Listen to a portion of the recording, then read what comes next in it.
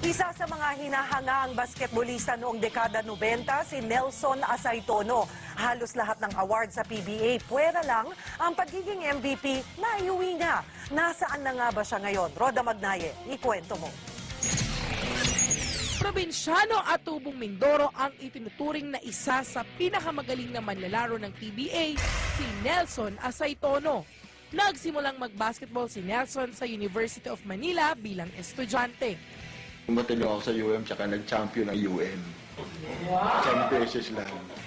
Taong 1989 nang makapasok siya sa Pure Foods. Dahil sa kanyang bilis, taas tumalon at lakas magdang, tinawag siyang The Bull. Kaya ang ilang PBA players asar daw sa paglalaro niya.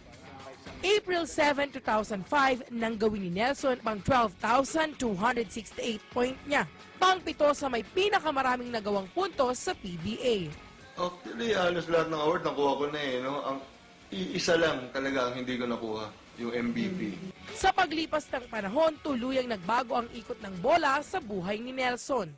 Lalo na maghiwalay sila ng kanyang asawa. So yun lang yung ano ko sa sarili ko na hindi nagkakaedad ako na hindi ako nakakabuo ng pamilya. Pero nandiyan yung mga bata, nandiyan lang yan eh.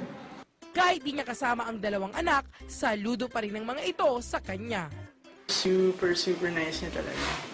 Dito at home and everything.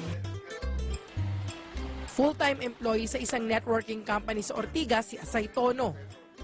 Ang dating bad boy sa hardcourt, bumait at naging palakaibigan daw dahil sa uri ng trabaho niya ngayon. Tsaka nakikita ko ito sa ibang tao na hindi nga kilala, nakakakuha sila ng customer nila. Sabi ko, ako pa kaya na, ako na yung tinatawag, ako na yung linalapitan. So, mas madali akong makakuha ng tao. Pero aminado si Nelson na namimiss niya ang pagbabasketball. Kung tatanungin mo kung namimiss kong basketball, sobra. Kaya lang, hindi na natin pwedeng ibalik yung kahapon eh, di ba? Na-foul man sa ilang aspeto sa buhay si Nelson The Bull Asaytono, tuloy pa rin ang pagsugod sa mga hamon tulad ng isang toro. Roda Magnaye, News 5.